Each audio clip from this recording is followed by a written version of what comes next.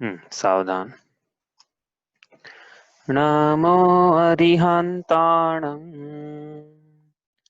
नमो सिद्धाणमणमो आयर्याणम् नमो उवज्झायाणम् नमो लोये सव्वसाहुणम् तीन भुवन में सार वीतराग विज्ञानता शिव स्वरूप शिवकार नमः त्रियोग समारिके। ये परम मांगलिक ग्रंथ श्री छहड़ाला जी हैं। इसके रचिता पंडित श्री दौलत राम जी हुए हैं। इसके अंतर्गत 6 ढालें आती है, उसमें से हमारी चल रही तीसरी ढाल। तीसरी ढाल में सम्यक दर्शन के अंतर्गत हम जीव तत्व पढ़ रहे हैं। उसके अंतर्गत हमारा चल रहा है ये वाला छंद नंबर 6। इसको निकाल लेते हैं एक बार। ज्ञान शरीरी त्रिविध कर्म मल वर्जित सिद्ध महंता तेहे निकल अमल परमात्म भोगे शर्म अनंता बहिरात्म ताहेय जानत जी अंतर आत्म हूजे परमात्म को ध्याय निरंतर जो नित आनंद पूजे। तुम ये कर रहे थे अर्थ कल, ज्ञान शरीरी त्रिविध कर्ममल। कैसे हैं सिद्ध भगवान? सिद्ध भगवान मतलब यहाँ पे सकल निकल दो द्विविध परमात्मा ऐसा होता है ना। वो चार्ट हमने पूरा किया नहीं, एक बार बनाया था ना, वो उसको पूरा नहीं किया था हमने। वो दूसरा खोल लिया मैंने ये, बाकी वो इस टाइप से था। देखो चार्ट को पूरा कर लेते हैं, वो उनकी पूरा नहीं किया था। आत्मा 2 प्रकार की होती है, संसारी और मोक्ष। जीव तो पढ़ रहे हैं ना, जीव मतलब संसारी और मुक्त। तो इसमें यहाँ पे जो क्लासिफिकेशन किया है वो 3 प्रकार से किया है। बहिरात्म, अंतरात्म और परमात्म। परमात्मा लिख लो, चलो अंतरात्मा परमात्मा ऐसा लिखा है ना यहाँ पे, परमात्मा अंतरात्मा परमात्मा। ठीक है। तो इसमें बहिरात्मा जो है वो कौन से गुणस्थानवर्ती जीव हमने पढ़ा था अभी। कौन से गुणस्थानवर्ती जीव है बहिरात्मा? 1 से लेके 3 गुणस्थान तक। अंतरात्मा 4 से, अंतरात्मा के 3 भेद कर लेते हैं अपन यहाँ पे। उत्तम मध्यम जघन्य त्रिविध के अंतरात्म ज्ञानी ऐसी पंक्ति थी। तो जघन्य, मध्यम और उत्तम। जघन्य अंतरात्मा मतलब चौथे गुणस्थानवर्ती जीव। हाँ, उत्तम मतलब 12 गुणस्थानवर्ती जीव, और इसके बीच में जो है सब इसके बीच में लगा लेना, मध्यम अंतरात्मा है। परमात्मा सकल निकल द्विविध परमात्म तीन में घाती निवारी। तो सकल और निकल इस प्रकार से 2 परमात्मा के भेद किए, सकल निकल। ठीक है। सकल परमात्म कौन से गुणस्थानवर्ती? कितने 1 से लेके 12 तक हो गए, 13 और 14 कहाँ पे आएगा? 14 भी सकल परमात्म में आएगा। ठीक है। और निकल, निकल गुणस्थानातीत अवस्था है भैया, ये गुणस्थानातीत अवस्था। गुणस्थान घटित नहीं होते हैं, क्यों? क्योंकि सिद्ध भगवान। तो इस प्रकार से पूरा चार्ट पूरा होता है 1 से लेके 14 गुणस्थान, और सिद्ध भगवान गुणस्थानातीत अवस्था में है। तो इस प्रकार सकल निकल परमात्म द्विविध, तो वो परमात्मा के अंदर बनाना रह गया था, तो आज इसको बना लिया। ठीक है, आगे चले यहाँ से। तो ज्ञान शरीरी त्रिविध कर्ममल, ज्ञान शरीरी जिनका ज्ञानी शरीर है वो 3 प्रकार के कर्ममल से वर्जित हैं, वह सिद्ध हैं और वही महान है। तो 3 प्रकार के कर्ममल कौन कौन से थे हमने देखे थे, कल भी उसको देखा, परसों भी देखा, मतलब 1 दिन पहले भी देखा था। तो द्रव्य कर्म, भाव कर्म और नो कर्म। तो द्रव्य कर्म किसे कहते हैं? एक समझ में आ गया द्रव्य कर्म, नो कर्म, भाव कर्म क्या है? द्रव्य कर्म मतलब जो 8 प्रकार के कर्म की प्रकृतियां हैं, जिसको जो मूल भेद 8 है, जिनके उत्तर भेद करें तो 148 हो जाते हैं, और उत्तर भेद करें तो और भी हो जाएंगे वो तो ये इस प्रकार से द्रव्य कर्म है। और भाव कर्म मतलब आत्मा के वैभाविक परिणाम, मिथ्यावृत्ति, प्रमाद के क्षय योग। नो कर्म जो है वह आत्मा के साथ संश्लेष संबंध को प्राप्त तो नहीं है जिस प्रकार से द्रव्य कर्म है, लेकिन हाँ आत्मा के साथ जैसे शरीर है तो एक क्षेत्रावकाश संबंध को प्राप्त या अन्य प्रकार से संबंध को प्राप्त हो। तो नो कर्म क्या है? ये निक्षेप से इसको कह रहे हैं ना, नो कर्म निक्षेप की परिभाषा थी। क्या थी परिभाषा? नए प्रमाण से जानी हुई वस्तुओं का जिसके द्वारा अपने ज्ञान में क्षेपण किया जाता है लोक व्यवहार चलाने के लिए, उसे निक्षेप कहते हैं। तो जो जो वस्तुएं हैं पर पदार्थ, शरीर आदि, स्त्री पुत्र भोग आदि, तो उसमें हमने उसको द्रव्य निक्षेप से हमने कर्म कहा। तो कौन सा द्रव्य निक्षेप लगाया है? तो नो कर्म द्रव्य निक्षेप, उसका पूरा परिभाषा है, नो कर्म तद व्यतिरेक्त नो आगम द्रव्य निक्षेप, इस प्रकार से। तो उस निक्षेप से हम इसको भी कर्म कह रहे हैं। हाँ, निक्षेप से कह रहे हैं। 4 प्रकार के निक्षेप होते हैं ना, तो उनमें से द्रव्य निक्षेप से कह रहे हैं। तो ये क्या है नो कर्म? कि ये नो कर्म का निमित्त पाके द्रव्य कर्म अपना फल देते हैं। परिभाषा लिखी हुई थी कि जिनका निमित्त पाकर, क्या लिखा था नीचे? हाँ, जिनके निमित्त से द्रव्य कर्म अपना फल दे पाते हैं, इन्हें नो कर्म कहते हैं। तो ये शरीर के निमित्त से गति नाम कर्म उदाहरण के लिए अपना फल दे रहा है, मनुष्य गति। आयु नाम का मनुष्य आयु अपना फल दे रहा है। औदारिक शरीर नाम कर्म अपना फल दे रहा है। त्रस अपना फल दे रहा है। पंचेंद्रिय अपना फल दे रहा है। पंचेंद्रिय जाति नाम कर्म अपना फल दे रहा है। इस प्रकार से क्या है, इसके निमित्त से फल दे रहा है, तो ये नो कर्म है। शरीर सबसे बड़ा नो कर्म, और बाकी भी है, बताया जैसे आपको, जैसे दीवार है तो एक ज्ञानावरण कर्म का नो कर्म, दशनावरण का भी यही नो कर्म है, इसे लगा सकते हैं इसमें भी। इंद्रियों के विषय भोग है, तो वेदनीय के नो कर्म है सब, वेदनीय और मोहनीय के। हाँ, इस प्रकार से ये सब नो कर्म की व्यवस्था इस प्रकार से है। आपको कुछ प्रश्न हो तो इसमें पूछ लेना।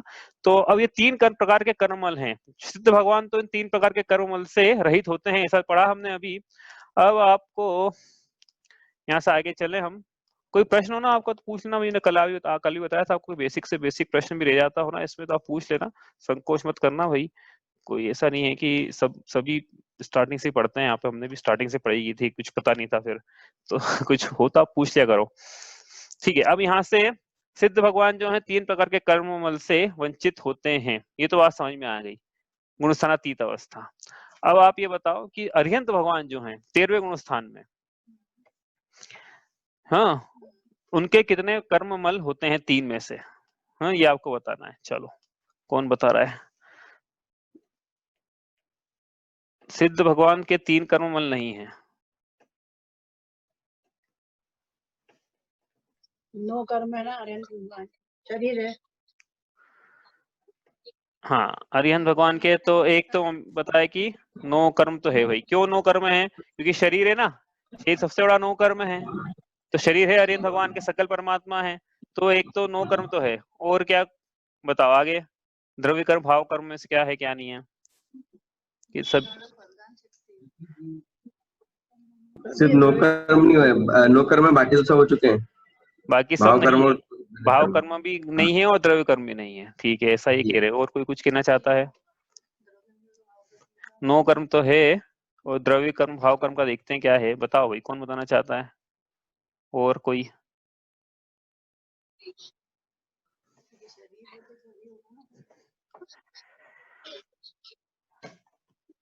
और कोई बताना चाहता है? भी समझ में नहीं आया क्या? द्रव्य कर्म किसे कहते हैं? 8 कर्मों का जो 8 कर्म है उन सबको द्रव्य कर्म कहते हैं। ठीक है, भाव कर्म क्या है? आत्मा के ये वैभाविक परिणाम मिथ्यावृत्ति प्रमाद कषाय, कषाय तक ही लेना, योग को मत लें अपन, योग को नहीं लेते भाव कर्म, मिथ्यावृत्ति प्रमाद कषाय यहाँ तक ही लेंगे। ठीक है, अब बताओ अरिहंत भगवान के क्या है?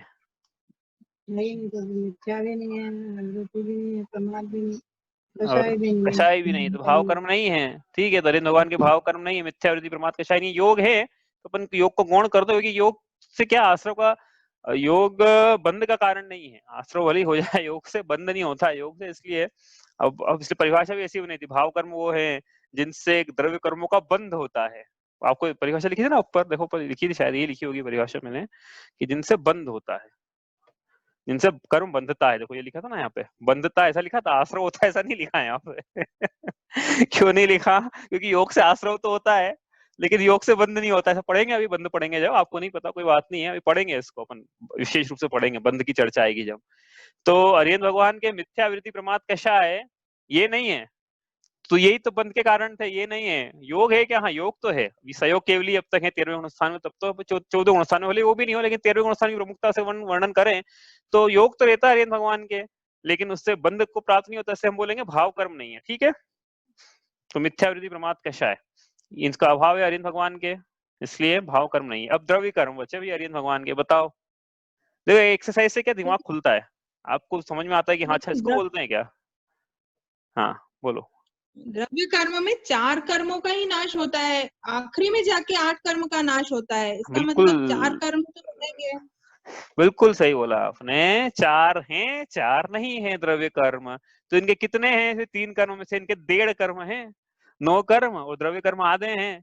और द्रव्य कर्म आधे घातिया नहीं है, भाव कर्म नहीं है, तो 1.5 है, 1.5 नहीं है 3 में से। समझ में आ गई ना बात? कौन से द्रव्य कर्म की बात समझ में आई कि नहीं आई? कि भाई 4 द्रव्य कर्म तो है ना इनके।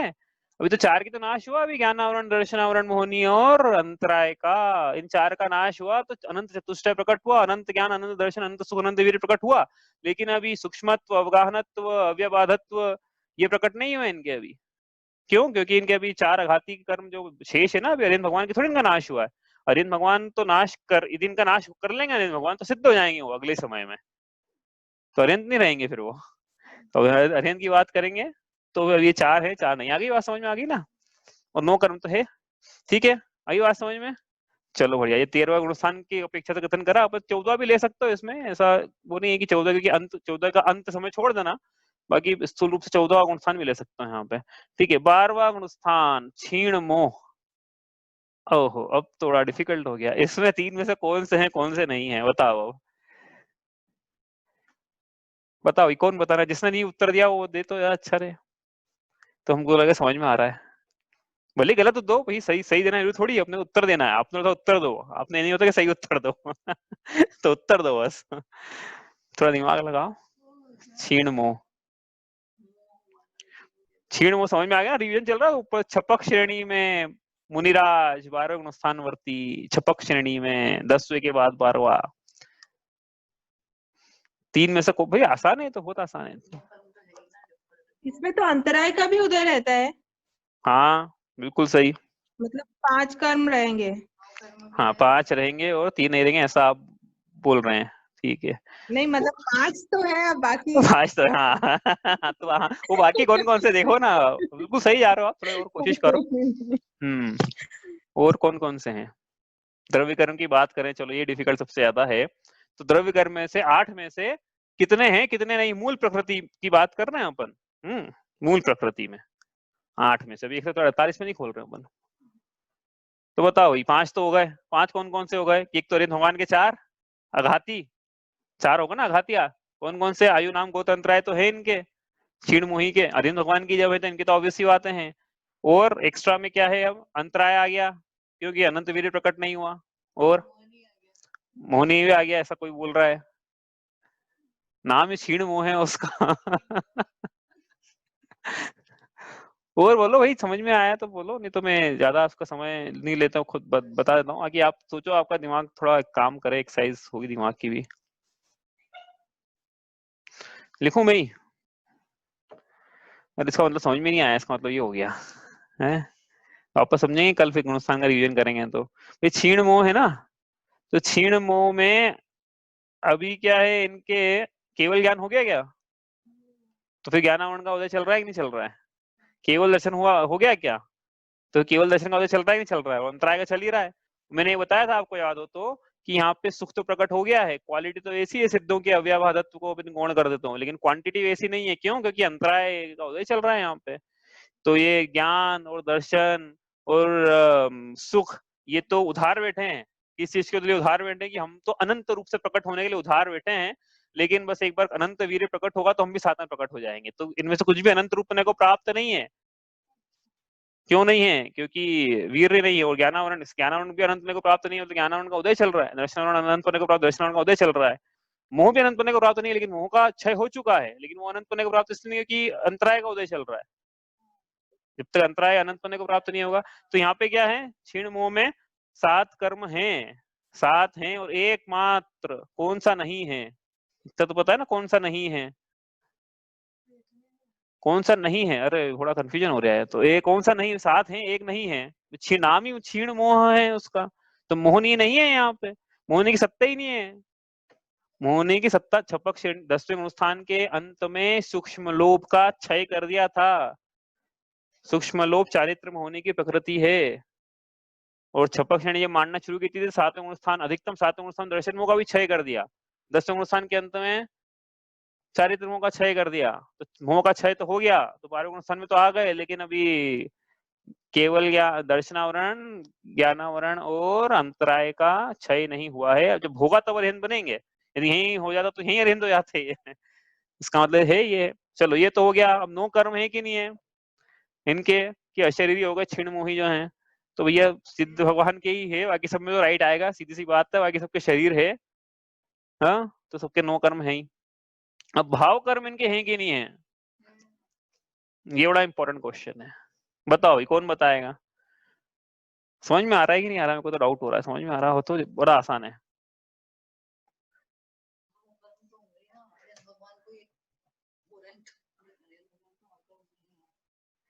ऐसा लग रहा है योग है कि और क्या?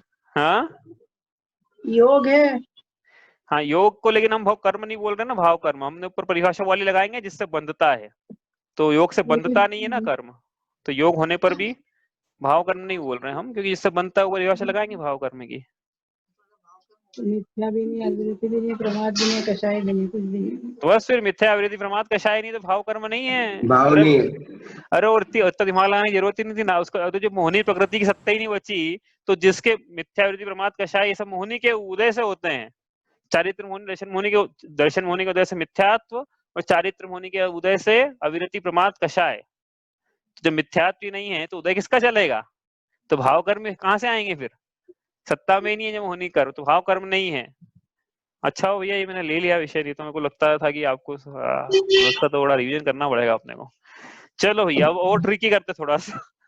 11वां स्थान, उपशांत मोह। उपशांत मोह में बताओ भाई क्या है क्या नहीं है?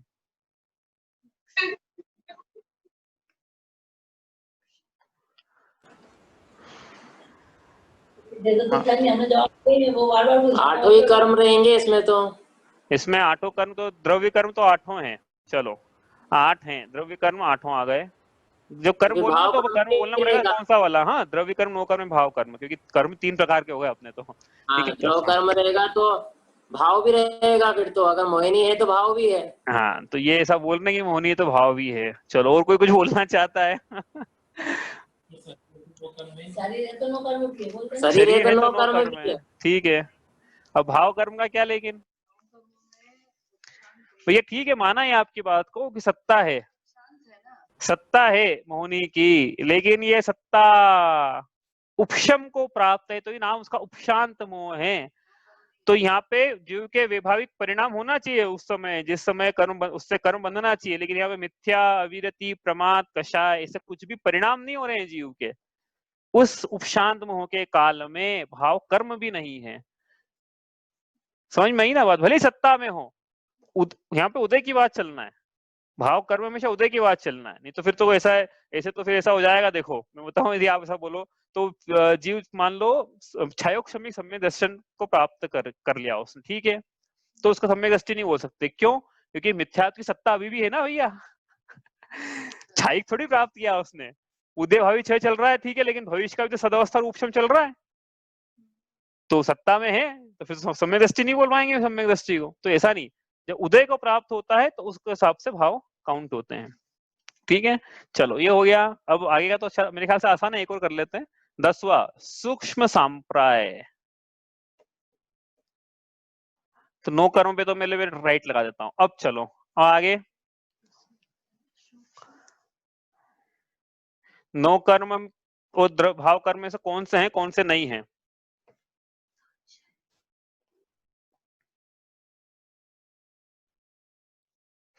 बताओ भाई, कौन बता रहा है? अब कोई ये पूछ सकता है यहाँ पे कि भाई छपक वाला है कि, पहली बात तो प्रश्न नहीं होना चाहिए यहाँ पे। देखो यहाँ पे तो बोलने की जरूरत नहीं है छपक का है कि उपशम का है, क्योंकि क्षीण मोह तो छपक श्रेणी में बनता है, उपशांत मोह तो उपशम श्रेणी में बनता है, ठीक है। लेकिन सूक्ष्म सांप्राय जो है वो दोनों श्रेणी में बनते हैं, उपशम में भी और छपक में भी। लेकिन इससे कोई फर्क नहीं पड़ेगा कि उपशम श्रेणी मांडी है कि छपक मांडी है, ठीक है, इसलिए चलने दो। बताओ।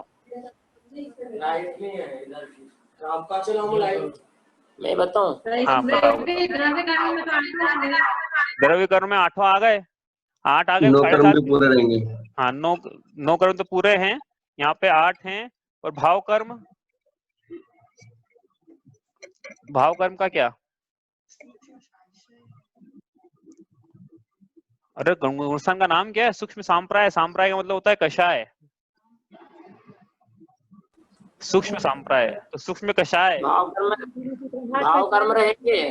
भाव कर्म रहेंगे ना, आ गए ना भाव कर्म। क्यों? अरे भाई सूक्ष्म लोभ का उदय, उदय चल रहा है सूक्ष्म लोभ का, हाँ, सूक्ष्म लोभ का उदय चल रहा है, तो भाव कर्म होगा है। अब यहाँ जब तीनों ही आ गए हैं तो नीचे के लिखने की जरूरत ही नहीं अपने को अब ठीक है ना।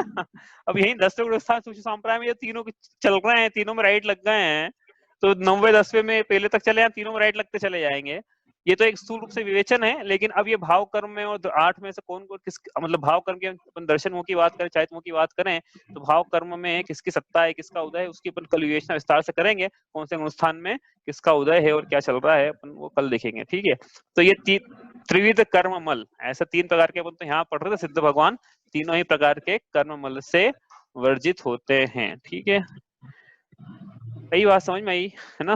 कुछ हो तो आप पूछ लो भाई, तो आगे चलें यहाँ से। फिर विकास भाई कुछ पूछना है क्या? माइक आपका।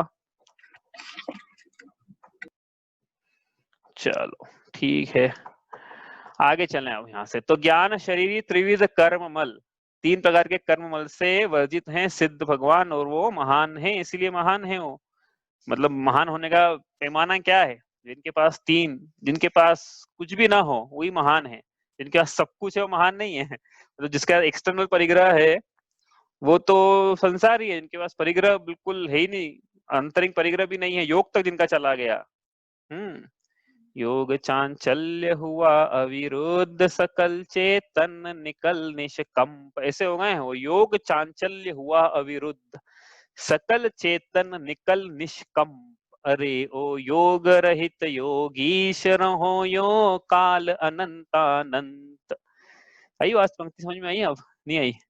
योग चांचल्य हुआ अवरुद्ध, योग की चंचलता से आत्मा की चंचलता जो है वो अवरुद्ध हो गई, रुक गई। योग चांचल्य हुआ अवरुद्ध, सकल चेतन निकल निष्कंप, जो सारा चैतन्य है वो निष्कंप हो गया है, क्योंकि योग का भाव हो गया ना, इसलिए कंपाए माना नहीं है। और कैसा निकल है? निकल है मतलब अशरीरी है।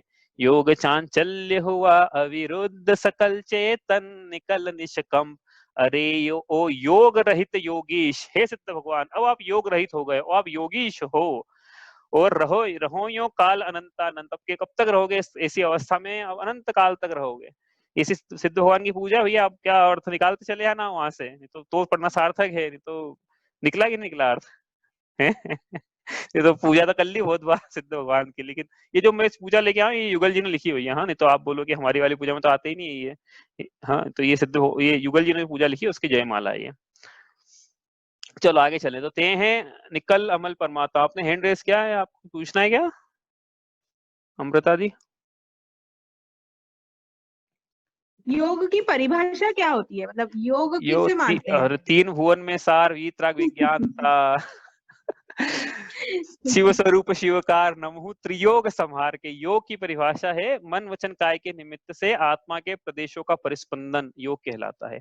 तो वो योग के काफी सारे मतलब होते हैं, लेकिन यहाँ पे जो योग ले रहे हैं हम वो है मन वचन काय के निमित्त से आत्मा के प्रदेशों के परिस्पंदन को द्रव्य योग कहते हैं। हाँ, द्रव्य योग उस समय लिखा नहीं था, द्रव्य योग लगा लेना उसमें। ठीक है, तो ये अब इनका नहीं, यहाँ योग, तभी तो अयोग केवली तो वही हो गए 14वें गुण स्थान में। सिद्ध भगवान तो ही ना बिना योगीश, बिना योग रहित हो गए, निष्कंप हो गए हैं। ठीक है, चलो अब आगे चलते हैं यहाँ से। ते हैं निकल अमल परमात्म, तो वो हैं निकल मतलब अशरीरी सिद्ध भगवान, और कैसे हैं?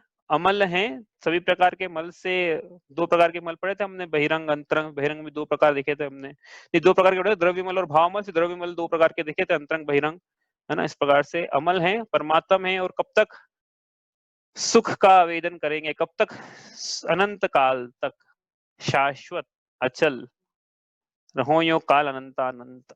ठीक है, तो ये हो गया सिद्ध भगवान का वर्णन। और भी देखो अलग अलग जगह अलग अलग प्रकार से वर्णन मिलता है, आप पढ़ना और आप लेके आना। जैसे अपन ये द्रव्य संग्रह की बात करें, द्रव्य संग्रह में आती पंक्ति, णिकम्मा 8 गुणा किंचुणा चरम देह दो सिद्धा। णिकम्मा 8 गुणा किंचुणा चरम देह दो सिद्धा। लोय घटितो निच्चा उपादव एहि संयुक्ता। कैसे सिद्ध भगवान? निकम्मा, निकम्मा मतलब निकम्मे हैं, हाँ तो है निकम्मे। निकम्मे की परिभाषा क्या है? जो कर्मों से रहित तो निष्कर्म है वो। तो निकम्मा 8 गुणा, वो जो 8 कर्म गए थे इनका भाव हुआ तो 8 गुण प्रकट हुए। कल देखे थे हमने 8 गुण कौन कौन से हैं। उसका रिवीजन नहीं कर रहे हैं, आप देख लेना। 4 8 गए, 8 प्रकट हुए, 8 कर्म गए, उसके अभाव में 8 मूल गुण प्रकट हुए। तो कहने के लिए 8 मूल गुण है, ऐसे तो अनंत गुण प्रकट हुए हैं। ठीक है, निकम्मा 8 गुणा किंचुना चरम देह दो सिद्धा। तो कैसे हैं ये सिद्ध भगवान? अंतिम जो शरीर था, अंतिम शरीर की जो आकार था और आकृति थी, उससे किंचित न्यून इनका अब आकार है, किंचित न्यून है। जैसे जैसे 7 हाथ के हैं कोई मुनिराज, उनको 7 हाथ के मतलब अवगाना से मोक्ष हुआ, तो सिद्ध भगवान की भी अवगाना 7 हाथ से किंचित न्यून रहेगी। ठीक है, इस प्रकार से। मैटर का आकार क्या है, अवगाहना क्या है पूछोगे ना, तो आखिरी चरम देह है, चरम शरीर जो रहता है, चरम शरीर मतलब जिस शरीर के पहले, जिस शरीर के बाद हम मोक्ष होना है, उसको चरम शरीर बोलते हैं। तो वो चरम शरीर की जो अवगाना है, उससे किंचित न्यून सिद्ध भगवान की अवगाना रहती है। हाँ, अलग अलग काल में अलग अलग रहती है। हाँ, तो ये भगवान महावीर का की अवगाना भगवान बाहुबली के आगे छोटी सी है, तो वैसी रहेगी वहां पे भी। तो उनका सुख भी छोटा सा हो जाएगा क्या? नहीं, सुख ऐसा नहीं है। ये तो अभी तो क्या, ये उपचार से कहते हैं कि आत्मा का आकार ये है। निश्चय से देखेंगे आत्मा कितने प्रदेशी, वो भी बाद में लेंगे उस विषय को, जब अपन अजीव पढ़ लेंगे तब लेंगे। ठीक है, तो इस प्रकार से इनकी अवगाना किंचुना चरम देह दो सिद्धा लोयक गठितो निच्चा। वो सिद्ध भगवान कैसे हैं? लोकाग्र निवासी हैं। लोकाग्र मतलब वो तनुवातुलय के अंत में निवास करते हैं। वो कहता है सर से सारे सिद्ध भगवान एक ही लेवल पर है। अवगाहना के हिसाब से पैर उनके अलग अलग लेवल पर है, पैर या मतलब जिस भी आसन से गए वो हाइट वो अलग अलग लेवल पर है। ठीक है, लोहे और नित्य नित्य है, नित्य है। अभी तो बोलते हो कथन, कभी तो बोलते आत्मा नित्य है, और अब बोलो सिद्ध भगवान नित्य है। ये बात डाइजेस्ट नहीं हुई थी किनको? जिनका पैसेज आया था सेकेंड हाल में एग्जाम में, उन्होंने लिखा वहां पे ब्रह्मसूत्र भाष्य करके उन्होंने लिखा उनका साहित्य। उसके अंदर उन्होंने लिखा कि जैनी तो बोलते हैं कि आत्मा अनित्य है और सिद्ध भगवान की नित्यता इनको स्वीकार है। तो कभी क्या बोलते हैं, कभी क्या बोलते हैं, ऐसा उन्होंने लिखा है वहां पे। तो उनको एक गाथा पढ़ानी चाहिए थी कि देखो यहाँ क्या लिखा है। पहले नित्य लिखा है, फिर बाद में ये भी लिखा है उपाद एहि संयुक्ता। नित्य है कथनचित, किसी अपेक्षा से नित्य हैं, लेकिन किसी अपेक्षा से उत्पाद और व्यय से युक्त होने से अनित्य भी हैं। अब आपसे ये प्रश्न है कि सिद्ध भगवान के कौन सी पर्याय का उत्पाद हो रहा है और कौन सी पर्याय का व्यय हो रहा है? वो तो नित्य हो गए ना। ज्ञान, ज्ञान का कैसे? ज्ञान तो क्या तीनों, मतलब उत्तर सही है आपका, लेकिन आपको ये है कि मेरा शंकाकार का ये प्रश्न है कि भाई ज्ञान का कैसे उत्पाद व्यय हो रहा है? केवल ज्ञानी हो गए हैं, अब सारे जगत को जान लिया उन्होंने, तो अब कोई नया ज्ञान क्या है? अब तो कोई अज्ञानी हो फिर नई बात जाने तो हम बोलेंगे इसके ज्ञान का विकास हुआ, ज्ञान की पर्याय बदल गई। अब इनका ज्ञान तो एक सदी का रहेगा ना, क्योंकि सारे जगत को एक साथ ही जान रहे हैं युगपद। तो ज्ञान में क्या बदलाव होने वाला है? भूत भविष्य वर्तमान भी एक साथ जान रहे हैं, तो क्या बदलाव होने वाला है? तो ज्ञान कैसे बदलेगा? नहीं, पर जो पहले था वो अब नहीं है, और वो हाँ, तो कैसे नहीं है? पहले था अब नहीं है, तो ये तो साबित करना है। आदि शंकराचार्य को ये साबित करना है जैनियों को कि भाई कैसे बदलेगा, बताओ कैसे बदलेगा, नित्य कैसे है ये भी साबित करो। आपने तो, हमने तो सर्वथा नित्य बोले नहीं था, आपने सर्वथा नित्य मान लिया हम तो नित्य भी बोल रहे हैं इस गाथा में, तो अनित्य साबित करो, लेकिन कैसे है? तो 3-4 पेज भरे उन्होंने ब्रह्मसूत्र भाष्य में ये इसका खंडन करने के लिए क्या सर्वथा नित्य नहीं है। तो 3-4 पेज वेस्ट हो गए वास्तव में, क्योंकि हम तो बोल ही नहीं रहे सर्वथा नित्य है, उन्होंने बताने कहां से मान लिया पढ़ना कभी आपको मौका मिले तो, ब्रह्मसूत्र भाष्य में लिखा उन्होंने 3-4 पेज में खंडन किया इसका कि जी नहीं ऐसा मानते हैं कि सर्वथा नित्य है, और सर्वथा नित्य हो जाएगी तो ये उसमें दोष लगेंगे। तो भाई वो तो हम मानते नहीं ना, सर्वथा नित्य है, तो आपने 3-4 पेज आपके वेस्ट नहीं हो गए क्या? हाँ, तो कैसे हो रहा है चेंज, ये तो साबित करना है, आसान है बड़ा। देखो ज्ञान के हिसाब से लगा लो आप, तो बिल्कुल सही है ये कि ज्ञान बदल रहा है। तो जब ज्ञान में नई पर्याय की उत्पत्ति हो रही है, पुराने का व्यय हो रहा है, और ज्ञान ज्ञानी से सर्वथा भिन्न नहीं है, इसलिए ज्ञानी में भी हम बोलेंगे कि नई पर्याय का उत्पाद है, पुरानी पर्याय का व्यय है। ठीक है, तो इसका मतलब बदल रहा है, इसलिए अनित्य है, बदलता है तो अनित्य है ना। मतलब पहले ही अनित्य नित्य भूलते नहीं गए, जो नित्य द्रव्य अपेक्षा से आत्मा नित्य है, पर्याय अपेक्षा से अनित्य। सिद्ध भगवान का भी ऐसा ही है, द्रव्य अपेक्षा से नित्य है, पर्याय अपेक्षा से अनित्य है। तो द्रव्य की अपेक्षा से नित्यता समझ में आती है, लिखा भी है नित्या, लेकिन अब अनित्यता कैसे, उत्पाद व्यय ध्रुव से युक्त है ना, तो ध्रुव में नित्यता आ गई, लेकिन उत्पाद व्यय में अनित्यता लानी है तो कैसे लाएंगे? तो उसका उदाहरण है कि जो ज्ञान है वो ज्ञान बदल रहा है। कैसे बदल रहा है भैया? अभी जान रहे हैं 8:38 40 अब क्या जान रहे हैं? 8:38 41 हो रहे हैं अभी बेंगलोर इंदौर में। जान रहे कि नहीं जान रहे? बदला कि नहीं बदला ज्ञान? अरे भाई जानते कि नहीं जानते? पहली बात तो ये केवल ज्ञान ही जानते कि नहीं जानते कि यहाँ पे कितनी बजी है, टाइम क्या हो रहा है? नहीं उनके भाई मतलब का नहीं मतलब क्या वाली बात नहीं, ऋचा बोल रही मतलब का थोड़ी है तो वो तो क्या है, अपन जानते तो आत्मा को ही है, लेकिन आत्मा में ऐसा सामर्थ्य है कि उसमें लोकालोक के सारे पदार्थ झलकते हैं स्वयं में, तो उनको विशेष पुरुषार्थ नहीं करना पड़ता जानने के लिए, स्वयं ही झलक रहे हैं। ज्ञान का नेचर है ऐसा, ज्ञान का स्वभाव है। तो ज्ञान जानते अपनी आत्मा को है, लेकिन अपनी उनकी आत्मा में ये सब झलक रहा है, प्रकट हो रहा है अपने आप। तो हम उपचार से कहते हैं कि हाँ ये भी जान रहे हैं ऐसा। ठीक है, तो जान तो बदल रहा है ना, मतलब ये आज इतनी बजी 8:38 8:39 हो गए, फिर 8:40 होंगे प्रति समय। पहले ये हो रहा था, पहले हम पहले ये बोल रहे थे, मतलब पीयूष पहले ये बोल रहा था, अब वो ये बोल रहा है। तो पहले ये बोल रहा था और अब ये बोल रहा है, तो पर्याय बदली कि नहीं बदली ज्ञान की? तो ज्ञान बदल रहा है कि नहीं बदल रहा है प्रति समय? इसलिए सिद्ध भगवान भी उत्पाद और व्यय से युक्त है। यदि कोई द्रव्य उत्पाद और व्यय से युक्त नहीं है तो उसका द्रव्यत्व खत्म हो जाएगा, द्रव्य की सत्ता का ही नाश हो जाएगा। पर्याय से मिलकर ही बना होता है द्रव्य। स्वकीय पर्यायों को प्राप्त होता है और स्वकीय पर्यायों द्वारा प्राप्त होता है, ऐसा कथनचित भेदाभेद गुणों से युक्त उत्पाद व ध्रुव से युक्त कथनचित भेदाभेद गुणों का संग्रह, इसको द्रव्य कहते हैं। यही परिभाषा थी ना उसकी। तो द्रव्य की सत्ता का नाश हो जाएगा, इसलिए उत्पाद व्यय हो रहा है सिद्ध भगवान का। नहीं समझ में आ रहा तो शायद एक बार पहले उदाहरण दिया था कि ये अच्छा, ये बल्ब का जो प्रकाश है ये लगता है कि एक सरी का है, लेकिन ऐसा एक सरी का है नहीं। एक सरी का मतलब नया नया प्रकाश आ रहा है इसमें प्रति समय, पुराने प्रकाश का व्यय होता है, नया प्रकाश आता है बल्ब में से। अपने को लगता है कहाँ हो रहा है, एक सरी का तो चल रहा है, एक सरी का नहीं चलता है। वो पुराना जाता है नया आता है, पुराना जाता है नया आता है। यदि एक सरी का चल रहा होता, पुराना वाली चले यदि, तो अपन स्विच बंद कर दो फिर कि चलता रहेगा पुराना। तो ऐसा नहीं होता है। इसका मतलब है कि पुराना जा रहा है, पुराना व्यय हो जाता है, इसका मतलब ये है। ठीक है, तो पुराना इस प्रकार से तो भगवान में भी ज्ञान पुरानी पर्याय का नष्ट हो रही, नई पर्याय आ रही है। ठीक है, इस प्रकार से ये सिद्ध भगवान का वर्णन हमने क्या। और भी उन्होंने लिखा आगे द्रव्य संग्रह में, एक और गाथा है आगे, नठट्ठ कम्म देहो, 8 प्रकार के कर्मों का नाश कर दिया है और देह का जिन्होंने नाश कर दिया है, ऐसे हैं सिद्ध भगवान। नठट्ठ कम्म देहा, ऐसा लिखा हुआ आगे, गाथा पूरी याद नहीं आ रही मुझे भी, लेकिन उन्होंने ऐसा आगे लिखा है। और ये भी लिखा पुरीशा यारो अप्पा, मतलब आकार कैसा होता है सिद्ध भगवान का, तो जो आत्मा का चरम देह का जो आकार था वैसा ही होता है। और कैसे होते लोह सिंहरथो, लोक के अग्रभाग में विराजमान होते हैं। और लोया लोयस्त जानो डट्ठा, ऐसा लिखा हुआ है। हाँ, लोया लोयस्त जानो डट्ठा, नठट्ठ कम्म देहा, लोया लोयस्तु जानो दट्ठा, पुरिषा यारो अप्पा, सिद्धो जाएह लोय सिंहरथो, ऐसे होते हैं सिद्ध भगवान। ठीक है, तो लोकालोक निहारी होते हैं वो भी। अजय भगवान के लिए पंक्ति लिखी थी, वो यहाँ पे अप्लीकेबल होगी। और भी देखो अलग अलग जगह सिद्ध भक्ति, जैसे जो मुनिराज करते हैं, रोज करते हैं सिद्ध भक्ति, तो उसमें भी वो तो मुझे याद नहीं है, लेकिन उसमें भी काफी सारे शब्द आते हैं ऐसे, जिसमें सिद्ध भगवान का डिस्क्रिप्शन मिलता है आपको, आप पढ़ लेना।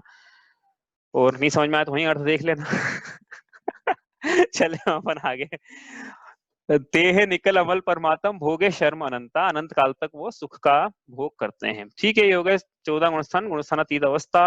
यहाँ पे एक उपदेश दिया है, उसकी बात करें। बहिरात्मता हे जानत जी अंतरात्म हुजे, यहाँ पे क्या बोला है इन्होंने कि हे जीव, अब इतना पढ़ने के बाद क्या करना है? बहिरात्मता का त्याग करना है। कल भी ये बात करी थी भाई, कल से लेके आज तक में विचार आया कि नहीं आया कि ये करना था? नहीं आया था तो फिर अभी क्या करें? लिख लो भाई कांच के सामने, टीवी के ऊपर स्टिकर लगा लो, दुकान पे, व्यापार में, नौकरी पे, डेस्कटॉप पे स्टिकर लगा लो, ये करना है। बहिरात्मता हे जानत जी अंतरात्म हुजे, बहिरात्मता का त्याग करके अंतरात्मा की प्राप्ति करना है, मतलब मिथ्या दर्शन को हटाना है। यदि जो मिथ्या दृष्टि है तो उसको त्याग करके उस बहिरात्म पने का त्याग करना है, मतलब मिथ्या दर्शन का त्याग करना है, उस मिथ्यात्व के भाव का त्याग करना है, बहिरात्मता के भाव का, बहिरात्म के भाव का त्याग करके उसको हे जान के उसका त्याग करके अंतरात्मा की प्राप्ति करना है, मतलब आत्मा को उपादेय मानना है, मतलब सम्यक दर्शन की प्राप्ति करना है। और अंतरात्मा में कल जैसा बताया था कि सिर्फ सम्यक दर्शन रूपी चौथा गुण स्थान ही नहीं है, चौथे गुण स्थान से लेकर 12वें गुण स्थान तक पूरी जो अवस्था सब अंतरात्मा की है। तो इस प्रकार जीव को अंतरात्मा की प्राप्ति करना है। और क्या करना है, परमात्मा को ध्यान निरंतर, कि भाई अंतरात्मा सम्यक दृष्टि बन जाए, उसके बाद क्या करे, हो गया काम अपना, कि ऐसा नहीं है। इसके बाद लिखा है परमात्मा को ध्यान निरंतर, उपचार से तो परमात्मा का ध्यान करना है और निश्चय से अपनी आत्मा का ध्यान करना है। अरिहंत तो सिद्ध उसमें निमित्त बनते हैं अपनी आत्मा में को जानने में, इसलिए उपचार से कहते हैं कि पंच परमेश्वर का ध्यान करे, लेकिन फिर निश्चय से तो ये कहा जाता है कि जीव अपनी आत्मा का ही ध्यान करे। तो परमात्मा को ध्यान निरंतर, जो नित आनंद पूजे। उसके बाद जो परमात्मा का निरंतर ध्यान करते हैं वह निज आनंद की पूजे, मतलब प्राप्ति करते हैं।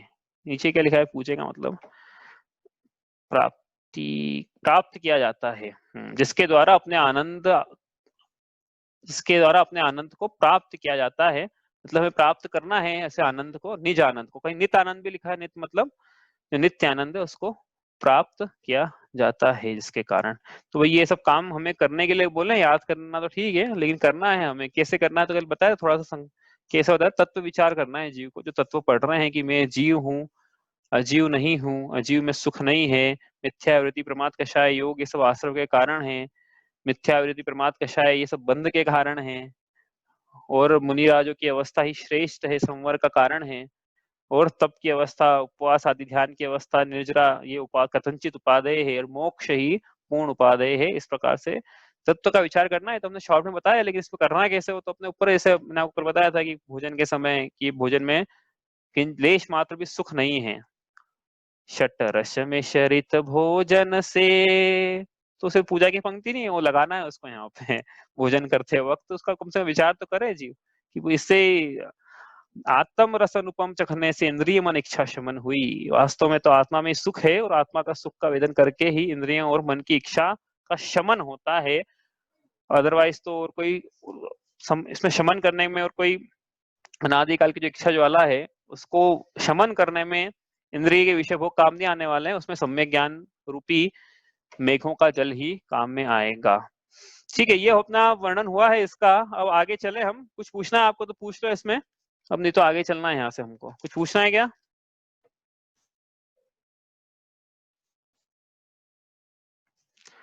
हो गया जीव तत्व के संबंधी पूरा 14 गुण स्थान का हमने वर्णन यहाँ पे करा। अब आगे की देखो हम पंक्ति तो पढ़ लेते हैं, लेकिन उसका अर्थ अब नहीं करते हैं, क्योंकि कल अपने को करना रिवीजन में चाहता हूँ कि वो रिवीजन कर लें पहले, उसके बाद फिर अपन अचेतनता की बात, अजीव की बात करें। ठीक है, अचेतनता यहाँ पंक्ति लिखी है, इसको पढ़ते हैं एक बार अर्थ इसका, लेकिन कल परसों करेंगे अपन। ठीक है, पढ़ लेते हैं एक बार। यहाँ पे अजीव तत्व का वर्णन शुरू होगा। ठीक है, चेतनता बिन सो अजीव है, पंच भेद जाके हैं, पुद्गल पंच वर्ण रस गंध दुफरस वसु जाके हैं, जिय पुद्गल को चलन सहाई, धर्म द्रव्य अनुरूपी, तिष्ठित होय अधर्म सहाई, जिन बिन मूर्ति निरूपी। तो जीव तत्व के वर्णन के बाद अब 7 तत्व पढ़ रहे ना हम, जीव तत्व हो गया है। उसके बाद अजीव तत्व का यहाँ से वर्णन है। अजीव 5 प्रकार के हैं, 5 प्रकार के है ना, भूल गए तो नहीं गए? पुद्गल, धर्म, अधर्म, आकाश और काल। तो एक एक करके अब इसमें पहले जैसे 2 पंक्तियों में पुद्गल का वर्णन है, फिर धर्म द्रव्य का है, फिर अधर्म द्रव्य का है, इसके बाद फिर आकाश द्रव्य का है, इसके बाद काल द्रव्य का वर्णन आएगा। उसके बाद फिर आश्रव बंध संवर्ण निरा मोक्ष, इस प्रकार से इसकी रूट आगे तक चलती रहेगी। तो अपने पढ़ेंगे। हाँ, तो जीव तत्व के बाद अजीव तत्व का वर्णन आएगा, उसके बाद आश्रव बंध संवर्ण निर्जरा, इस प्रकार क्रम से उसमें वर्णन आने वाले हैं। तो जीव तत्व हमने पढ़ा है, अब इतना वर्णन जितना जीव तत्व का किया उतना तो आगे का अपन शायद नहीं भी करें इसमें। और छंद भी 2 या 3 छंद में उसका वर्णन है। तो आगे जीव तत्व का तो 1-1.5 छंद में, उसका तो बाकी सबका तो आधे छंद में समझ लो वर्णन है। तो इतना वर्णन तो नहीं है, जीव तत्व का ज्यादा था, नहीं तो आप बोलोगे 1 का इतना टाइम वाला 7 का कितना टाइम लगेगा, ऐसा नहीं है, बाकी सबका जल्दी हो जाएगा। तो अपन वो अभी कर नहीं रहे, कल रिविजन करना है, तो अपन रिविजन आज ही शुरू कर देते हैं क्योंकि समय बचा है ठीक है, तो अपन क्या ज्यादा नहीं करेंगे रिवीजन आज। आज अपने को क्या है, गुणस्थान के नाम याद कर लें अभी आज के लिए, तो होते हैं वो। ठीक है, चलो पहले गुणस्थान का नाम बताते जाओ। पहला गुणस्थान बिना देखे बताना है, जिसको याद है वो बिना देखे बताना है। पहला गुणस्थान, तो इसमें क्या है, पहला गुणस्थान में एक लिख रहा हूँ, लेकिन आप पहला लिखना है यहाँ पे है। पहला गुणस्थान मिथ्यात। आप इको होता है आप जब बोलते हो तो, क्योंकि आप शायद दो माइक को लेके चलते हो ना वहाँ पे। मिथ्यात्व पहला, वो आप पहला गुणस्थान लिख लेना आप वहाँ पे। मैंने एक लिखा है, मेरा जगह नहीं है इतनी, आपके पास। दूसरा गुणस्थान सासादन, स प्लस आसादन, सासादन। तीसरा नाम याद करना, ये सबको है, ये इसके बिना काम नहीं चलेगा, ये एग्जाम में आएंगे सभी, नाम तो आएगा। सम्यक मिथ्यात्व, सम्यक मिथ्यात्व। एक तो नाम इसका ये है, और एक मिश्र नाम भी कहीं मिलता है। हाँ मिश्र, दोनों नाम है इसके मिश्र। मिश्र क्यों बोला, सम्यक प्लस मिथ्यात्व दोनों, इसलिए मिश्र। मतलब दोनों है नहीं, हाँ ना, प्रकृति है इस प्रकार से उस, लेकिन नाम मिश्र है। चलो चौथा सम्यक अविरत अविरत, अविरत सम्यक अविरत दृष्टि, समदृष्टि। अविरत जघन कहे अविरत समदृष्टि। तो गुणस्थान का नाम है, क्योंकि गुणस्थान क्या है, भाव है ना, तो भाववाची प्रत्यय लगाना है सब में, जहाँ जहाँ लग सकते हैं, मतलब हाँ तो लगाना है, मतलब कहने का मतलब ये। चलो पांचवा देश विरत, देश विरत। छठा प्रमथ संयत, बताओ, प्रमथ संयत, प्रमथ संयत। सकल विरत तो नहीं है। प्रमत्त संयत। सातवा आसान, अप्रमत्त संयत। हाँ, इसके बाद अब छपक श्रेणी के अलग बताना और उपशम श्रेणी के अलग बताना है। ठीक है, कौन बता पाएगा अलग अलग? अपूर्वकरण, अनिवृत्तिकरण, आठवां गुणस्थान अपूर्वकरण, तो उपशम श्रेणी का है कि छपक श्रेणी का है ये? उपशम का ही है। और छपक का? नाम तो दोनों में एक ही रहेंगे ना। नाम तो एक ही है ना, ये तो सुनना था मेरे को। नाम तो एक ही है दोनों में। इसलिए दोनों अलग अलग थोड़ी बताना, एक ही नाम है वो तो भाई। वो तो अपूर्वकरण बोलना है तो साथ में ये जब व्याख्यान आएगा तब बोलेंगे साथ में कि उपशम श्रेणी का अपूर्वकरण है कि छपक श्रेणी का अपूर्वकरण है, लेकिन नाम तो आठवां गुणस्थान है, नाम एक ही दोनों में। ठीक है, अपूर्वकरण। उसके बाद अनिवृत्तिकरण, अनिवृत्तिकरण। उसके बाद अनिवृत्तिकरण का एक और नाम मिलता है, ये बादर सांप्राय भी है, बताया नहीं था आपको, कोई भी ख्याल आ गया तो भी बादर सांप्राय। तो यहाँ बादर आ गया ना, तो 10वें का नाम फिर क्या हो जाएगा, सूक्ष्म सांप्राय। ठीक है, अब लगेंगे भैया, अब उपशम श्रेणी की छपक श्रेणी है। हाँ, क्योंकि 11वां गुणस्थान छपक श्रेणी में नहीं बनता है, तो 11वां गुणस्थान का नाम है उपशांत मोह। 12वें का क्षीण मोह। अब ये 12वां छपक श्रेणी वाला है, और 11वां छपक श्रेणी, 11वां उपशम श्रेणी वाला, 12वां छपक श्रेणी वाला। ठीक है, 12वां हो गया। 13वें गुणस्थान का नाम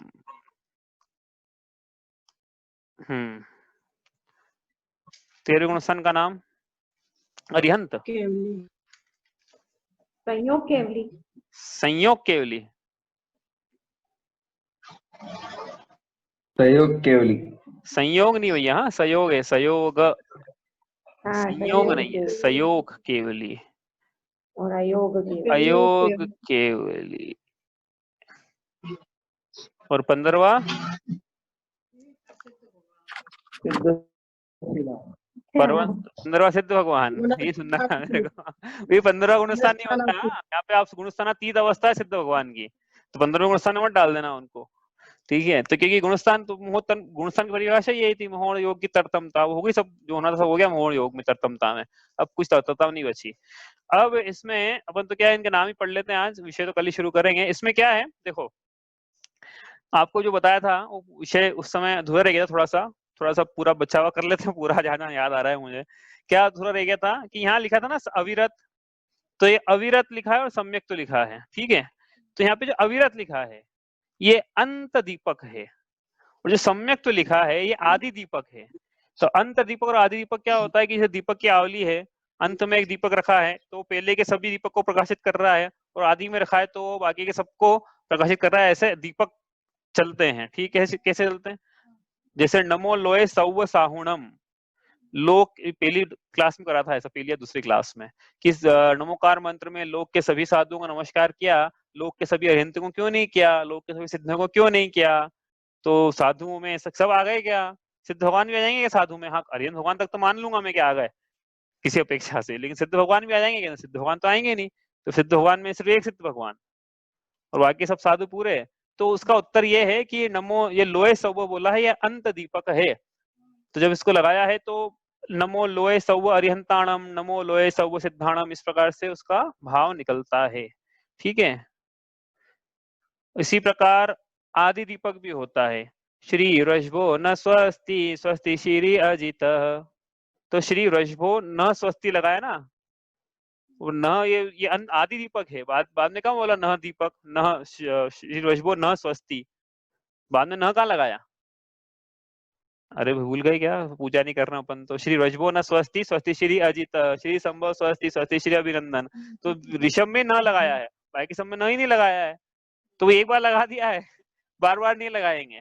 ये हो गया आदि दीपक, तो सभी में लगाना है, न कहने का मतलब ये है। हाँ, आदि दीपक रहता है वो।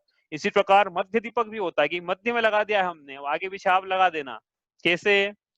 उदक चंदन तांदुल पुष्प केशरु सुदीप सुफल सुदीप सुधूप फलार्घ के, ठीक है। तो यहाँ पे सु लगाया है, कहाँ धूप और दीप में सु लगाया है, बाकी क्या फल सु नहीं था? फल बाकी जल सु नहीं था क्या? फल सु नहीं था क्या? क्योंकि बीच में हमने सु लगा दिया ना, वो आगे भी छाप लगा लेना। तो ये हो गया मध्य दीपक। तो इस प्रकार से यहाँ पे अविरत सम्यक तो लिखा है, तो अविरत ये है अंत दीपक। तो इसके पहले के सारे जो गुणस्थान हैं वो सब अविरत हैं। अविरत मिथ्यात्व, अविरत सासाधन और अविरत सम्यक मिथ्यात्व। आई बात समझ में है ना? सब में अविरति लगानी है, मतलब लगाने अब जरूरत नहीं पड़ेगी लगाने की, समझा रहे हैं हम तो कि हाँ ऐसे वो सब, मतलब हम विरति कहीं नहीं है। विरति मतलब व्रतों का कहीं भी व्रत है ही नहीं वहां कहीं भी, पहले से 4 में कहीं भी व्रत, पापों का एक देश त्याग पाया ही नहीं जाता है, अविरति है। और यहाँ लगाया सम्यक, तो सिर्फ यही नहीं लगेगा, आगे के जितने गुणस्थान है सिद्ध भगवान तक सब में सम्यक तो लगेगा। सम्यक तो देश सम्यक तो प्रमथ संयत, ऐसा लगाएंगे, बोलेंगे नहीं ऐसा। ये प्रमथ संयत बोलने में टाइम लगता है, ऐसे छठा बोलते हैं, तो फिर सम्यक तो प्रमथ संयत कैसे बोले हैं? ठीक है, आई बात समझ में? हाँ ठीक है, आगे चले यहाँ से। यहाँ लिखा है प्रमथ संयत, इसमें जो प्रमथ है ये अंत दीपक है, और संयत है ये आदि दीपक है। मतलब ये गुणस्थान और इसके पहले के गुणस्थान सब में प्रमाद पाया ही जा रहा था, बोलने की जरूरत नहीं है। यहाँ लिखा है तो ऐसा नहीं कि यही पाया जा रहा, भाई इसके पहले तो पाया जा रहा था ना। समझ में आ रही है ना बात? इसलिए इसको खुलासा करना जरूरी था कि प्रमथ का मतलब क्या है। प्रमथ का मतलब प्रमाद है यहाँ पे। तो प्रमाद मतलब असावधानी। कहाँ पे असावधानी पढ़ेंगे अपन, आश्रम में पढ़ेंगे इसको, कहाँ पे असावधानी। आत्मा के कल्याणकारी कार्यों में असावधानी या अनुत्साह को प्रमाद कहते हैं। ऐसी परिभाषा हम लिखेंगे, अभी नहीं लिख रहे हैं, जब विषय आएगा तब लिखेंगे। तो प्रमाद सब जगह पाया जा रहा है, ऊपर छठे में भी पाया जा रहा है, तो ये अंत दीपक है। और संयत अवस्था ये सिर्फ छठे में नहीं पाई जा रही है, छठे के आगे सभी गुणस्थानों में पाया जाए, तो ये आदि दीपक है। ठीक है, ठीक है ना भाई? आगे चलें। ये अप्रमत्त लिखा है यहाँ पे, ये अप्रमत्त आदि दीपक है। अब प्रमाद जो ये गुणस्थान और उसके बाद वाला जो गुणस्थान है सब में प्रमाद नहीं पाया जा रहा है, मतलब छठे और उसके पहले प्रमाद है और साथ इसके पहले प्रमाद नहीं है। सीधी सी बात इसकी ये है। ठीक है, आगे चलें। सहयोग लिखा है, सहयोग केवली, केवली भी लिखा है, सहयोग, चलो हम सहयोग ही लेते हैं। सहयोग लिखा है यहाँ पे, तो ऐसा नहीं कि यही सहयोग योग पाया जा रहा था, ये अंत दीपक है। इसके पहले सभी गुणस्थानों में योग पाया जा रहा था। ऐसा नहीं कि यही योग था बाकी नहीं था, भैया एक एक करके जाते सब ये। तो ये योग यहाँ, उसके बाद यहाँ अयोग लिखा है, तो यही अयोग नहीं है, ये और सिद्ध भगवान भी अयोगी हैं। इस प्रकार से ये आदि दीपक हुआ। ठीक है, अब इसमें मुझे क्या ख्याल आया था अभी, इसमें देखो बार बार एक ही चीज बोली जा रही ना, मिथ्यावृत्ति प्रमाद कषाय योग, याद हो गया होगा सबको इसी सीक्वेंस में। हाँ, अब कैसा कहाँ गया, मिथ्या तो कहाँ गया, अविरति कहाँ गई, प्रमाद कहाँ गया, कषाय कहाँ गया, योग, वो देखो इस गुणस्थानों में दिखेगा आपको। ये क्या है, मुक्ति के 14 सोपान हैं, मुक्ति के 14 स्टेप से ये पहले मिथ्या तो जाता है। आपको एक बार बताया था मैंने कि क्या है कि शत्रु जो है 5 दरवाजे से अंदर घुस रहा है, मिथ्या, अविरति, प्रमाद, कषाय, योग। तो 2 चीजें करना है, एक तो दरवाजा बंद करना है और दूसरा जो अंदर शत्रु आ चुके हैं उनसे फाइट करना है। तो सबसे पहले दरवाजा बंद होता है ना, तो एक एक करके दरवाजे बंद होते हैं, पहले मिथ्यात्व का, फिर अविरति का, फिर प्रमाद का, फिर कषाय का, फिर योग का। ठीक है, ऐसे एक एक करके दरवाजे बंद होते हैं भैया, समझ में आ रही ना बात। तो वो मिथ्यात्व के दरवाजे से शत्रु अंदर आ रहे थे, मतलब कर्म अंदर आ रहे थे, जो वहां से जो आश्रय हो रहा था वो आश्रय होना रुक गया, तो वो दरवाजा बंद कहने का मतलब ये कि संवर हो गया उसका।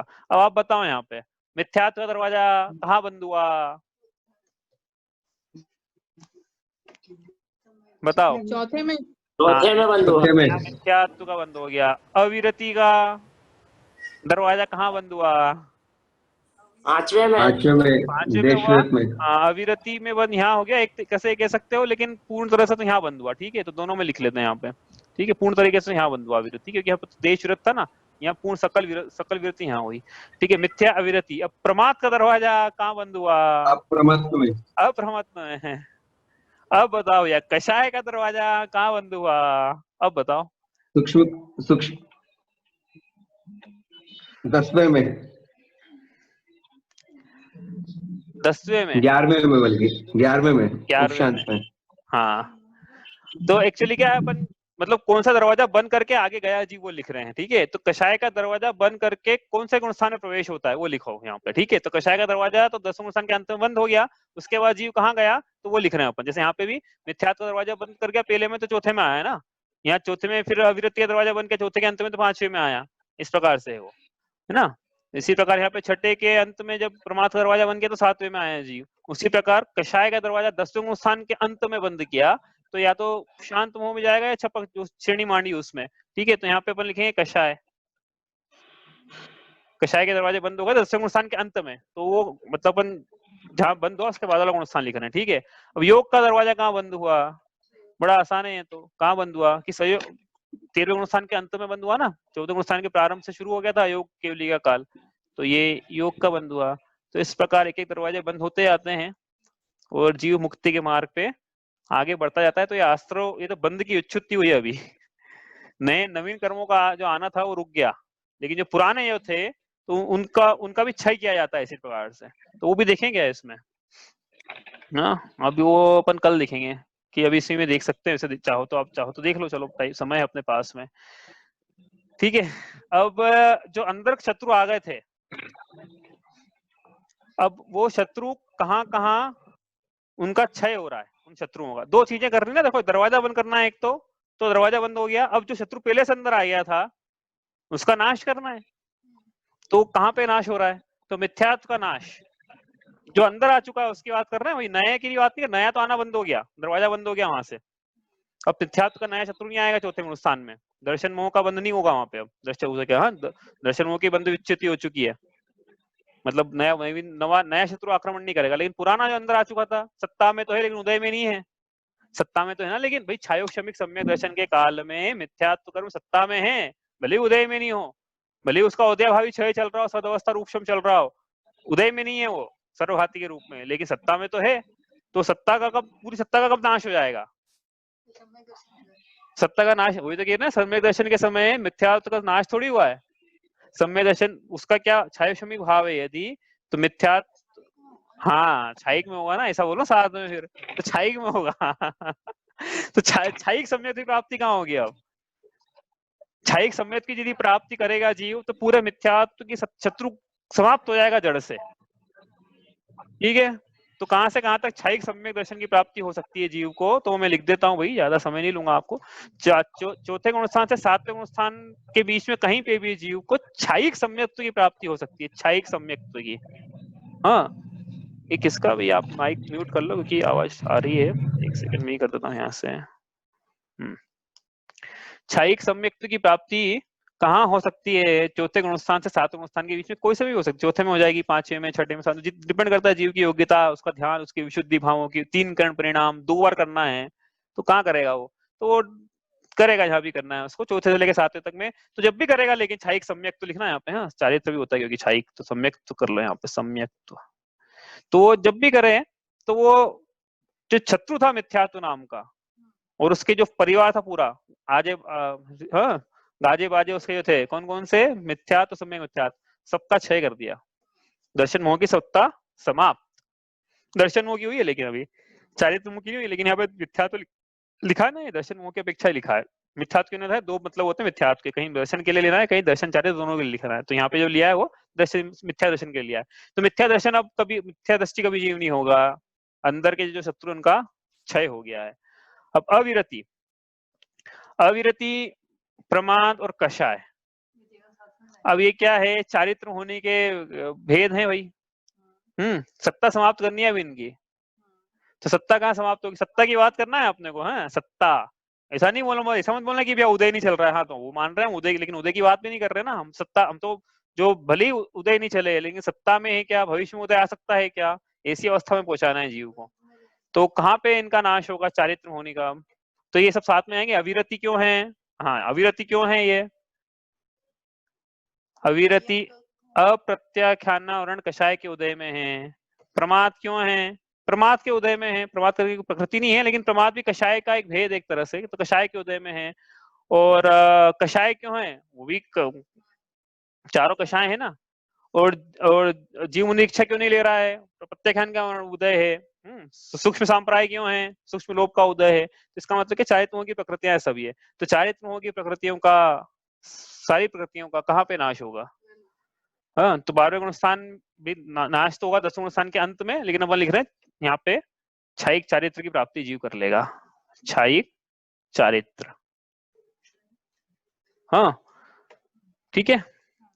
और आपको थोड़ा स्पेसिफिक करना है तो स्पेसिफिक अपन 9वें गुणस्थान में कर सकते हैं कि 9वें गुणस्थान में एक एक करके जाती ना। तो अनंतानंदी पहले चली गई थी, उसके बाद वो प्रत्याख्यान, देखो होता क्या है, इसका क्रम क्या है, अनिवृत्तिकरण में क्या क्या होना है काम, वो सारे काम होना है। अनिवृत्तिकरण में जितने भी अप्रत्याख्यानावरण हैं उन सबका संक्रमण हो जाएगा। प्रत्याख्यानावरण में अप्रत्याख्यानावरण की सत्ता समाप्त। फिर 9वें गुणस्थान में ही जितने भी प्रत्याख्यानावरण हैं सबका संक्रमण हो जाएगा संज्वलन में। प्रत्याख्यानावरण की सत्ता समाप्त।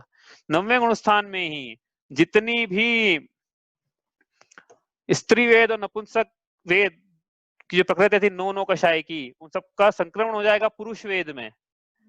तो स्त्री वेद और नपुंसक वेद की सत्ता समाप्त। शत्रु समाप्त हो रहे हैं, मतलब ये एक एक करके। उसके बाद हास्य, रति, अरति, शोक, भय, जुगुप्सा, इन सबका संक्रमण हो जाएगा किसमें? इन सबका हो जाएगा संजुलन क्रोध में। तो इन सबकी सत्ता समाप्त। संजलन क्रोध का फिर संक्रमण हो जाएगा संजुलन मान में। संजुलन क्रोध की सत्ता समाप्त। संजुलन मान का संक्रमण हो जाएगा संजुलन माया में। संजुलन मान की सत्ता समाप्त। फिर संजुलन माया का संक्रमण हो जाएगा संजुलन लोभ में। संजुलन माया की सत्ता समाप्त। इतना काम होगा 9वें गुणस्थान में, नाम उसका अनिवृत्तिकरण। इतना काम हो जाएगा। संजुलन लोभ का क्या कि संजुलन लोभ का उदय लेकर सत्ता लेके जीव प्रवेश करेगा 10वें गुणस्थान में। और 10वें गुणस्थान के अंत में स्वमुख से, और स्वमुख क्या होता है कि भाई दूसरे संक्रमण करके सत्ता समाप्त करी तो परमुख से क्षय हुआ। अब संजुलन लोभ का संक्रमण करने के लिए इसका ये नहीं इसका ज्ञानावरण में संक्रमण करा दो, ऐसा नहीं हो पाएगा। हाँ, वैसे भाई बहनों में संक्रमण होता है, दूसरे में नहीं होगा आएगा। तो संजुलन लोभ का क्या करना पड़ेगा? संजुलन लोभ का तो क्या है, भोगना पड़ेगा उसको भोग लो, पूरा भोग लो। संजुलन लोभ की सत्ता समाप्त। तो भोगना मतलब क्या है? भविष्य से लेके आना वर्तमान काल में। संजुलन लोभ भी रहेगा, सत्ता भी रहेगा, सबको भोग लिया वर्तमान काल में। संजुलन लोभ की सत्ता भी समाप्त। क्षयिक चारित्र की प्राप्ति होगी जीव को अब जाके 12वें गुणस्थान में। अभी तक क्या चल रहा था फिर कि अभी तक भाई 8वें तक तो छायोश्रमिक बोलना पड़ेगा, 9वें में भी छायोश्रमिक बोलना पड़ेगा किसी अपेक्षा से, 10वें में भी आप अब क्या उदय तो चल ही रहा है संयोजन लोप का, तो छायिक तो नहीं बोल पाएंगे, उपचार से भले ही बोलो आप तो, लेकिन वास्तव में छायिक चारित्र की प्राप्ति हुई अब जाके जब सबकी सत्ता क्षय हो गया ना सबका, तो चारित्र में होने की सारी सत्ता का क्षय जहाँ होगा वहां हम बोलेंगे छायिक चारित्र की प्राप्ति हुई। ठीक है, तो इस प्रकार से एक एक करके शत्रुओं का नाश होता है। अब इसके बाद ये हो गया मिथ्यावृत्ति प्रमाद कषाय हो गया। अब बस ये हो गई सर। अब इसमें आप नहीं, इसमें अब ये भी और भी है कि ये शत्रु यही थोड़ी थे, मूल शत्रु ये तो ये था मिथ्यावृत्ति प्रमाद कषाय। अभी और शत्रु बचे हैं भैया इनके कि रस्सी तो जल गई है, बल बाकी बचे हैं हाँ, तो उनका क्या करें? तो उनका भी एक एक करके क्या होगा कि 12वें गुणस्थान में अब ज्ञानावरण, दर्शनावरण और अंतराय की सत्ता समाप्त। ठीक है जी, यहाँ पे क्या हो गया, अब छद्मस्त था पहले, हो गया केवली, केवली लिखाई, केवली अनंत चतुष्टयधारी लिख लो आप। ठीक है, ज्ञान तो ज्ञानावरण, दर्शनावरण, अंतराय की सत्ता कहाँ पे समाप्त हो रही है? क्षय हो रहा है उन शत्रुओं का भी। 8 का करना था क्षय, पहले मोहनिका करा, दर्शन मोहनिका, फिर चारित्र मोहनिका करा, फिर ज्ञानावरण, दर्शनावरण, अंतराय का 3 का वो एक साथ क्षय करा, तो 4 द्रव्य कर्मों का क्षय हो गया 12वें गुणस्थान के अंत में। अब जीव कहाँ पहुंच गया है? 13वें गुणस्थान में। 13वें गुणस्थान में 4 प्रकृतियों का क्षय है, 4 प्रकृतियों का उदय चल रहा है मूल प्रकृतियों में। फिर 14वें गुणस्थान में प्रवेश होने के बाद 14वें गुणस्थान में अंत में आयु, नाम, गोत्र, अंतराय, इन सब की सत्ता भी समाप्त, इन सबका भी क्षय, 8 शत्रुओं का क्षय हो गया है। तो जीव जो जिस प्रकार नाम कर्म का उदाहरण मिलता है शास्त्रों में कि नाम कर्म मतलब ऐसा कर्म है जी जैसे कैदी ने अपना पांव खोड़े में डाल के रखा है, ऐसा नाम कर्म का उदाहरण मिलता है कि नाम कर्म कैसा है। नाम कर्म ऐसा है जैसे कि कोई खोड़ा, खोड़ा मतलब एक यंत्र है जिसके अंदर कैदी का पांव डाल दिया जाता था, उसको बंद कर दो यंत्र को तो वो कहीं भाग नहीं सकता है, हिल भी नहीं सकता है वहां से। तो नाम कर्म के खोड़े में ये जीव जकड़ा हुआ था, नाम कर्म की सत्ता शत्रु का नाश कर दिया, अब जीव मुक्त हो गया, सिद्ध हो गया, शुद्ध हो गया, निरंजन। निरंजन का मतलब क्या होता है? ऐसे सिद्ध भगवान की भक्ति में होते हैं निरंजनान इच्छा। निरंजन का, अंजन का मतलब होता है कालीमा, तो कर्म की कालिमा से मुक्त हो गया तो निरंजन हो गया। इस प्रकार से सिद्ध भगवान निरंजन हो गए हैं। तो ये हमने क्या है, जो समय था उसमें थोड़ा कर लिया, आपको लगेगा कि थोड़ा सा आउट ऑफ भी चला गया थोड़ा सा, लेकिन ऐसा नहीं है, जितना अपन समझे उतना अच्छा है, अपना ज्ञान तो सूक्ष्म होता है। तो अब ये क्या है, कल इसका रिवीजन करेंगे अपन वापस से मतलब एक बार रिवीजन करेंगे कि कौन से गुणस्थान में कौन सी प्रकृति का क्षय है, किसका उदय है मूल रूप से, और कितना काल है, कौन से गुणस्थान में कौन से गुणस्थान में प्रवेश होता है, और फिर समय मिला तो कौन से गुणस्थान में कितने कितने जीव है मनुष्य गति में, और देखते हुए जितना जितना समय मिलेगा अपने को कल अपने को, लेकिन पूरा गुणस्थान का वापस से रिवीजन करेंगे पूरा अच्छे से। आप ये पढ़ लेना, सदावस्था और उपशम क्या होता है, उदयभावी क्षय क्या होता है, उपशम क्या होता है, विसंयोजना क्या होती है, हाँ, प्रशस्त उपशम अप्रशस्त उपशम क्या होता है, ये सब संकरण मतलब क्या होता है, ये सब आप पढ़ लेना। चारित्र होने के भेद कितने हैं, दर्शन होने के भेद कितने हैं, सब याद कर लेना तो आपको अच्छे से समझ में आएगा। आज इतना ही करते हैं, आपका कोई प्रश्न हो किसी का तो आप पूछ लीजिए। इसको कल वापस से एक बार और विस्तार से लेना, शुरू के 10 मिनट। यही चीज, अच्छा इसमें प्रश्न है क्या कोई आपका? नहीं, प्रश्न नहीं है, समझ में तो आ गया, लेकिन थोड़ा सा मेरे को ऐसा लग रहा है कि एक बार और रिवीजन हो जाएगा तो अच्छा, व्यवस्थित हो कौन जाएगा। से गुणस्थान में क्षय होता है ये? हाँ हाँ हाँ हाँ, तो देखते हैं, अब देखो स्टार्टिंग में लेंगे कि नहीं वो भी देखते हैं। वो मेरे ख्याल से अपन कॉलम बनाएंगे तो एक आध में कॉलम में आ जाएगा, नहीं आता है तो फिर परसों लेंगे, देखते हैं, है ना। कि ठीक है, कल, ठीक हाँ है, कल स्टार्टिंग में लेने में फिर क्या उतना मूल जो विषय है वो फिर रह जाएगा ठीक है, ठीक वो है। मूल तो क्या है कि वो मोहनी कर्म की प्रकृतियों में समझना है मेन तो, कि वो क्या है, वो अपना मूल था। बाकी ये तो ठीक है, अपना समय था अपने पास तो अपने कर लिया इसको अलग से। ठीक ठीक है, समय मिलेगा तो वो भी करेंगे। और कुछ पूछना है किसी को? चलो इतना ही करते हैं। सहजानंदी शुद्ध स्वरूपी अविनाशी में आत्म स्वरूप, ज्ञानानंदी पूर्ण निराकुल सदा प्रकाशित मेरा रूप, देह मरे पर में नहीं मरता, अजर अमर हूँ आत्म स्वरूप, सहजानंदी शुद्ध स्वरूपी अविनाशी में आत्म स्वरूप जावाणी के ज्ञान ते सूझे लोकालोक सोवाणी मस्तक नमो सदा देत हूँ थोक।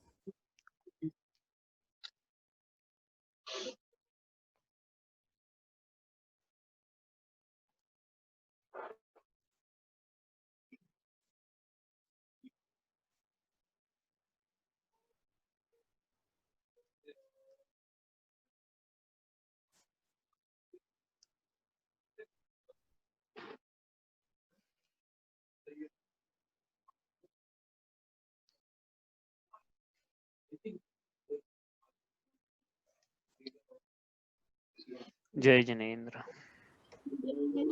जय जिनेन्द्र। जिनेन्द्र। जय जिनेन्द्र।